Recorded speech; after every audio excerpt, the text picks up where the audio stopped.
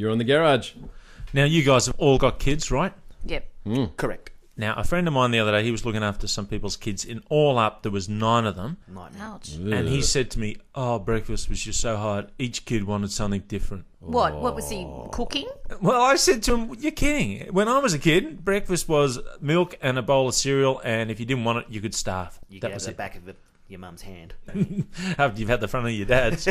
We have eggs and toast on Sundays, and my husband makes it on the Sunday morning, and he says to them every week, this happens every single week, they say, I don't want any eggs and toast, I just want cereal. And so they eat their cereal, and then as soon as he makes mine, Mum, can I have some of your eggs? Oh. And I don't get any of it. Oh. I say to him every week, make them eggs. I wouldn't put up with that. Give him a worm tablet.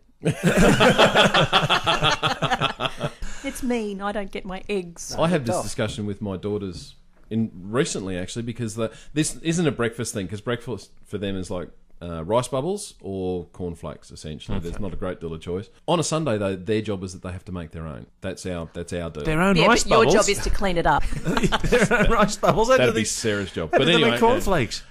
What's your daughters are the scientists? Have you met Andrew Kellogg? But when it comes to dinner, actually, one of them is very, very fussy. One of them is, when they were babies, I don't know if you noticed this, but our eldest child, she would not put anything in her mouth as a baby. And as she's grown up, she won't try anything new as far as food's concerned. The second one, she would put everything in her mouth and she will try anything. It's always been the case with them. So the first You'll one have says... problems with her in her teens, I think. Yeah, that'll do. I got a shotgun. I buy those cookbooks with kids, with perfect hair and smiles and they're cooking and like bright colours and And the things. reality's different. Well, when we make it, he goes, that, and then it hasn't been styled by the stylist in the book. And when it looks on the table, he goes, doesn't look like a pirate ship, I'm not eating it. Actually, that is a big issue. I saw something on TV not that long ago where there's a food stylist. They're paid to take photos. To do soup, she puts marbles down the bottom so that the nice bits sit up on top. Yeah, that's right. Nobody That's can right. do... You could never recreate that. He Well, I mean, you kid could, had but you choked. He speaks so nicely, he's got marbles in his mouth. This whole concept that you're supposed to look like the cookbook, that's ridiculous. Unless, of course, your husband brings you home Nigella Lawson cookbook and then says, can you do this? And Can you put your fingers in your mouth? Can you Can you cook that in your lingerie, please? I'll give it a go. Can you smear it on your cleavage? Exactly, because they do in the book. So, Yeah. maybe Where are you buying your cookbooks from? it's a triple X shop. It comes wrapped in plastic. Your cookbook's in great. I'm just going to the toilet. I tell you what, I never eat at Nigella's place. Why not? Well, it's unhygienic. She's always got her fingers in her mouth.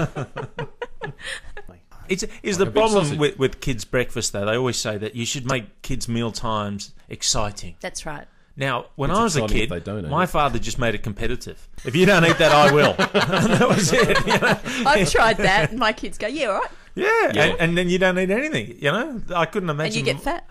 Well, I couldn't imagine my dad doing 9 different breakfasts for kids. That is just Nah, beyond me. Wouldn't happen. Well, for a start, what 21 was this week person, picks, there where you was this go. person getting off having 9 children anyway? Are No, they all from the same family? No, they were all, he ended up with like 2 or 3 groups of people's kids all together. What a lucky fella.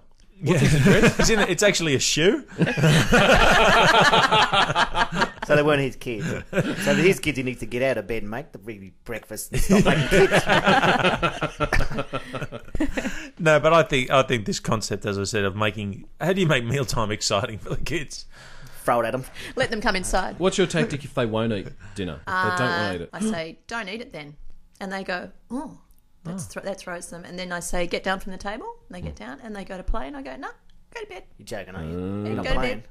Do you threaten the kids in Africa have no No, food no, and no, all that? no, that doesn't work. We're sending you there. That doesn't Donna work. might take you home. They do that. Yeah, they do that smarty pants. I'll send it to them. Put it in an envelope. I do the opposite tactic. I say I'm going to make you more. Don't want to eat baked beans? No worries. I've got another can. I'm going to like cook it up especially for you. And you. That's smoke the whole packet of cigarettes. That's approach. the Yeah, theory. very good. Right, you're not eating your dinner. You smoke this packet of cigarettes. See, you like that? No wonder they're so short. No, don't smoke them. Eat them. They're both, Yeah, they're both, I'm both writing in their that down. 20s and they're as tall as a 9 and a 7-year-old. They're on their 10th one. But No. I just find if I raise my voice, which I very rarely do, the kids will eat they get a bit scared. They wee. Oh, not scary.